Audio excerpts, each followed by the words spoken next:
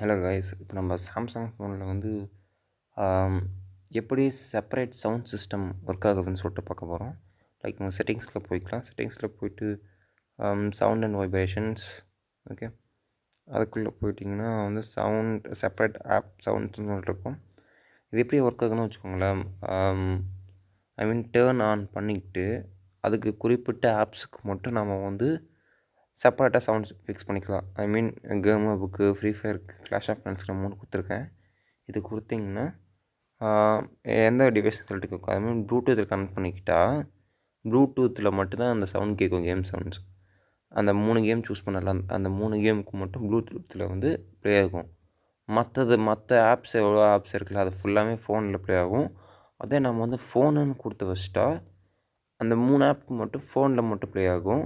ஐ mean use பண்ணுறப்ப மற்றது வந்து ப்ளூடூத் டிவைஸில் மட்டும்தான்